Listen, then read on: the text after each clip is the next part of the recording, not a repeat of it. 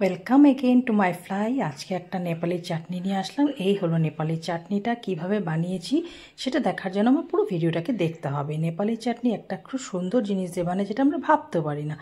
এখানে হচ্ছে মিষ্টি কুমড়োর বিচি আমরা ফেলে দিই বা এটাকে খোসা ছুলিয়ে আমরা খাই, কিন্তু এখানে এটাকে খোসা ছোলাতে হবে না, ধুয়ে শুকিয়ে নিলে হবে। একদম ভালো করে কড়া রোদে শুকোতে হবে। শুকানোর পর এটাকে আমরা কড়াইতে ভালো করে টেলে নেব। শুকনো কড়াইতে কিচ্ছু দেবো না, নুন টুন কিচ্ছু পড়বে না, কোনো তেল না, কিচ্ছু না। তো ভাবতে পারছেন তো, বুঝতে পারছেন নিশ্চয়ই কতটা হেলদি এটা।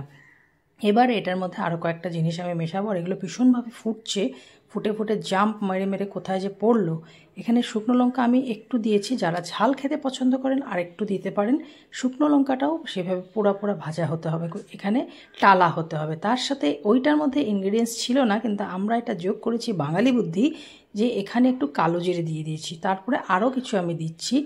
প্রত্যেকটা জিনিস কিন্তু হেলদি সবাইকে, যেটা আমি প্রথমেই বললাম যে এটা একটা হেলদি রেসিপি। এবার দিয়েছি সাদা তিল। কালো তিল থাকলে কালো তিলও দিতে পারেন, আমি কালো তিল ছিল কিন্তু সাদা তিলটা হাতের সামনে ছিল, সেই জন্য আমি সাদা তিলটাই দিলাম।